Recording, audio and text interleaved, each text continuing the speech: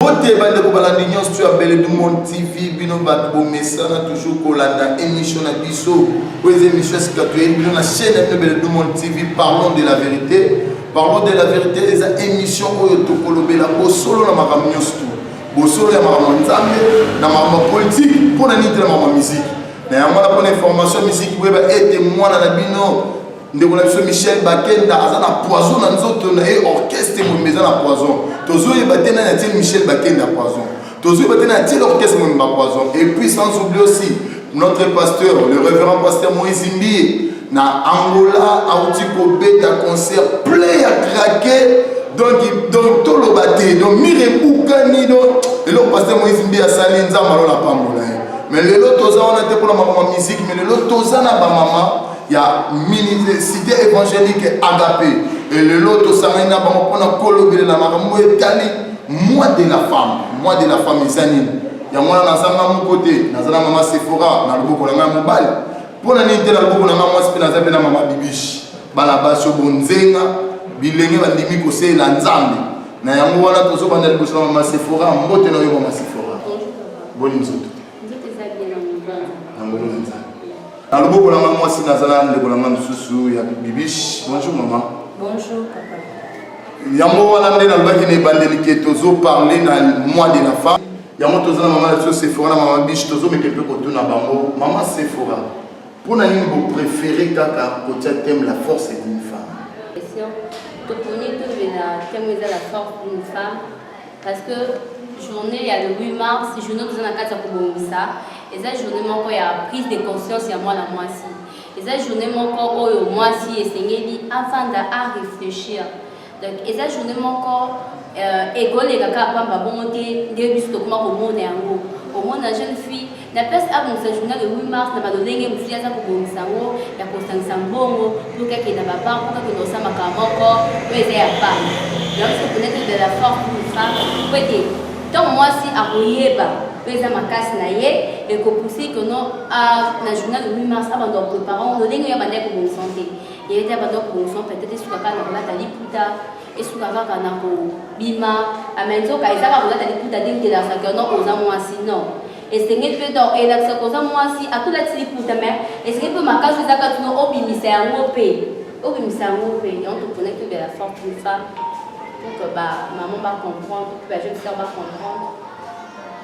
Ok, maman Sephora, qui est une femme?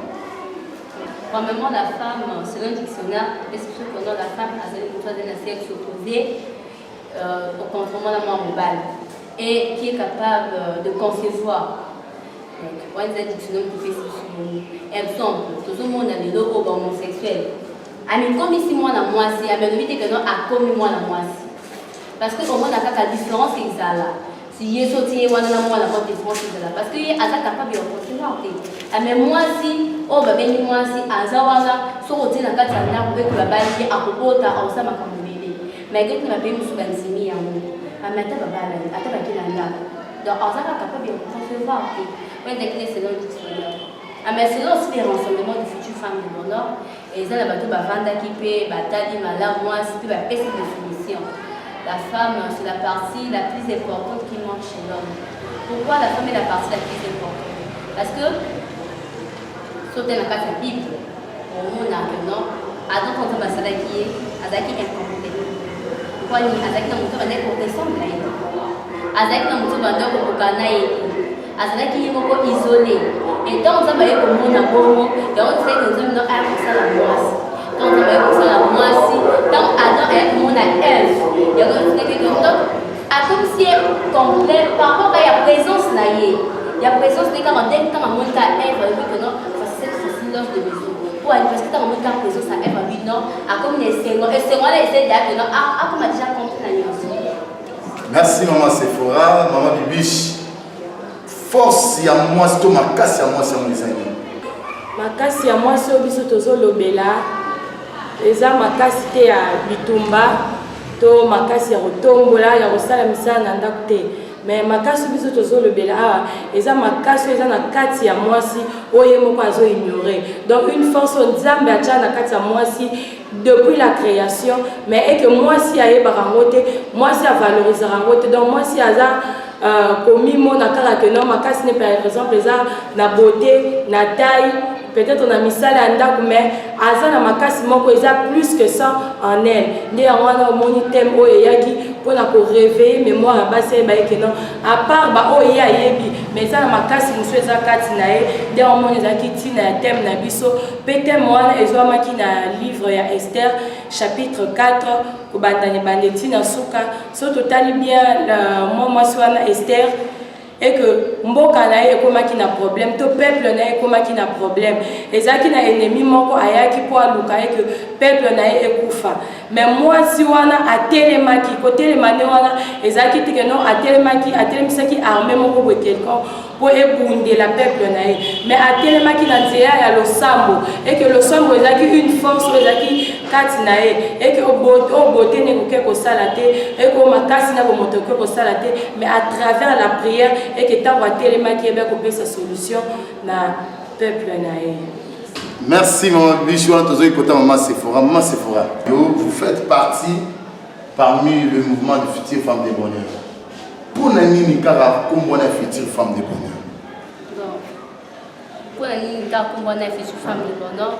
Parce que renseignement de futures femmes de bonheur, ezawana pour na combattre ko baby sama ya mwana mwasi. Donc pour na ki ezala bongo renseignement de futures femmes de bonheur parce que yango eza ko pomisa mwana mwasi na bonheur de ya lobi. Yango eza ko pomisa mwana mwasi pour que azala na vie moko ya malamu lobi. Le tout le monde dans ma vie a jeune fille eza ko beba ko bandana âge moko amuki. Donc renseignement ezawana tango za d'ailleurs renseignement tango za da ko sangisa ba jeune fille et eza déjà ko pesa ba ko madakisi pour que bazala ba vivre bonheur o ya mo wana. Dès que nous renseignement de futures femmes de bonheur pour que ba vivre on a lobi na ba. Maman Bibiche, rassemblement oyo, to lisanga oyo, et que la maouta mon colonie. Merci, rassemblement.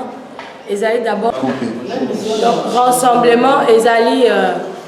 Donc, Eza vision oyo, pasteur Jean-Marie Tumba, l'église Obiso Tozwami, nde azwaki mission wana. Ezali mission mo eza internationale. Ezali localité pour l'église na biso mais ezali pour na bamboka nyonso. Nde on a fait mission wana ezali que pour na kosunga ba jeune fille. Oh déjà ba fille na bango kenda déjà ko beba o tozali ko benga ba prostituée, ba jeune en gang o tozali ko benga pe bana kulu na lelo. Nde nzamba pesa ki mission wana ya okende ko évangéliser bato wana pe ko ramener bango vers Christ. Pe na observation à ça là qui a moni que non mutu abota maka prostituée te, mutu abota maka kulu na te.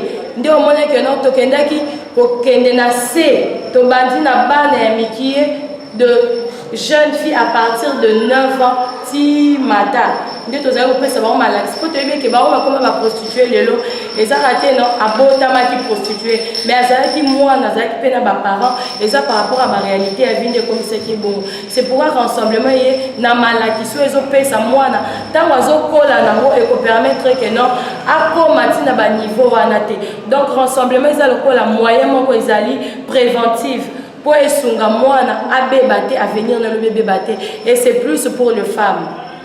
Ok, merci. Et banda na année 2013 dès temps qui appelle wana pour encadrer ma jeune fille. Ok, maman Sephora tozongi pana yo. Votre objectif ou but il y a rassemblement les amis. Le but fondamental il y a rassemblement de premièrement il y a pour lutter contre l'avortement. Ba jeune fille bébé bazo kufa car à point so hollandais vraiment musicien ya kufa no mona keza ka pa no la kizemi pas le monde qui s'aime parce que rassemblement ezawana pour na lutter contre bloc à bongo parce que tant j'ai banda conseiller déjà jeune fille a commis kati ya kokwa na ba relation que ça dit frauduleuse relation où ba parents ba mena bango le côté otende mtezo mena masanga wana otende mtezo liambongo wana donc renseignements ça on pour lutter les blocs à bongo et deuxièmement ça pour lutter contre le mauvais accoutrement de tout le monde a ba jeune fille bazola te soubienté moi jeune fille moko azola tabimi na ndako na bango na jupe à mokuse papa bazanga zo de l'autre parce que la biso ba monto ko batana mona que non toza potiki sous vêtement de bande comme solo a même biso renseignement toza te pour na ko bomba makambo ba parents ba ko batana non biso za pour na ko bisa ba vérité donc une fois toza côté à ba jeune fille tu sais ba la ta boy sur la ti color tant on est destiné yo papa mkola zo le kaona ya on zo ma makaya ba viol Bah viens monsieur zappé que donc papa linga qui ont non pour à moi dans la tête qui m'a bé et pousser papa sani. Après la moi ça pour la politique donc bon et combattre. OK, maman Bibiche, stratégie na bino ezali. Stratégie na biso pour un rassemblement. Oui. Pour un rassemblement la stratégie ezaka que tozana tozopesa ba enseignement, tozana ba formatrice, biso tozana ba formatrice to na émission et que biso tozana tozo former bana. Na bi que tozo former bana à partir déjà à 9 ans. Donc tozo zo bango na ba encadrement, na malatisi, na ba conseil pour tout le monde na ba famille na biso bantu, tozana système ya tabou. Pour parents aïbisa moi la vérité et le roman bon na zo kasoni mais la rassemblement tabou exacté donc tous le bela moi na nyonso tout sur la femme sans exception moi na yeba le corps humain ya moi si ndenge ezali pendenge ni nyango fonctionner tant on pas fonctionnement nango pe évolution nango pe ndenge ni nyako batela ngo ndeko sunga pe lobi na ye ezala meilleur yango wana mama Sephora tozozonge pa na yo lolenge nini to définition de lolenge bokoki ko définir moi oyo tozali ya le moi oyo ya mwasi pe date le 8 mars boko limbo nango na lolenge ni donc date ya le 8 mars c'est ça date moko oyo moi c'est singela za la prise de conscience moi si esengeli aza temps vraiment ya pour réfléchir parce que ça moi oyo ba tumbola ki moi na mwasi ça moi ba pesa ki valeur pas ya mwasi. Malheureusement, tout ça au monde na dingue tout ça pour la vie actuelle. Moi c'est singeli à se concentrer dans les humains, ça m'a dit que c'est concentrer dans ma carrière. Au monde on ça va préparation les humains sont kebo. Les humains sont sabo. Il y a moi on a la semaine le 8 mars basé mais il y a oh tata yebanité. Pour ani parce que azwa qui est tenté ya kosani ya kotombola moi na yeko ba pesa qui est valeur. Parce que 8 mars c'est ça pour la prise de conscience ya moi si moi c'est pas ça qui est à la taka liputa et sous quand on a ta liputa. À tout la triputa et ça non mais faut la prise de conscience faut la conscience que non et ça moi on va passer une valeur ni na ko bimisa ya malamu makasi nge za nini pour qu'on a bimisa on et sunga peuple et sunga pe bat en fait que lobi pe batanga ngai parmi basa minene na Congo yango wana un biche programme ya le 8 mars to ko yeba ezande nini programme ya le 8 mars c'est déjà dimanche Torozala awa kaka en église cité évangélique Agapé ezwami na avenue Féchi 64 ma commune ya Makala heure na biso to kobanda ezali à partir à 16h30 déjà to démarrer programme na biso pe na invité déjà bato nyonso bazali kolanda biso partout dans le monde et que bao bazali na kati ya Kinshasa baza na biso longo pe bao bazali musika ba soutenir biso na ba prière to kozala wana le 8 mars na awa na église Agapé à partir de 16h30. Maman Sephora mot de la fin pour na bana nyonso tu en Portoville puis ba oyo baza na kati ya mboka na biso Afrique. Non, moi ce qui est exactement tout ça c'est une journée.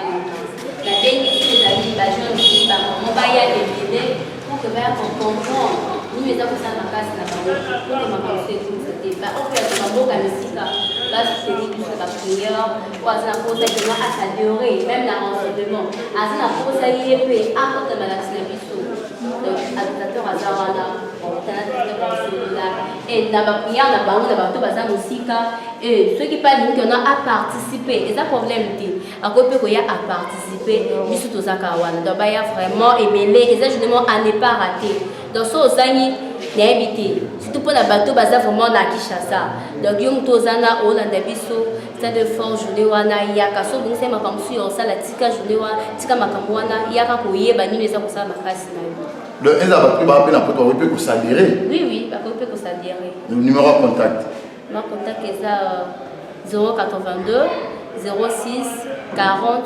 339 Manela 082 06 40 339 la fin maman Bibiche merci beaucoup tobengi bino kaka boya ebele ba onos ba jeune fille ba maman et pourquoi pas ba frère toya ebele na journée oyo particulièrement basi vraiment boya koyeba moi c'est ça kaka apparence physique mais moi si azana ya motuya ebele wa azali ko ignorer dans la journée où to faire découvrir basi ebele oyo azalaka peut-être a ignoraka pe oyo azana okati na ye ayebaka te toya ebele vraiment to kozala béni makasi la journée na biso ya le 8 mars action Maman Sephora, on va trouver dans Soukoko, puis c'est banane, merci. On a fait merci à notre pasteur Jean-Marie Koumba.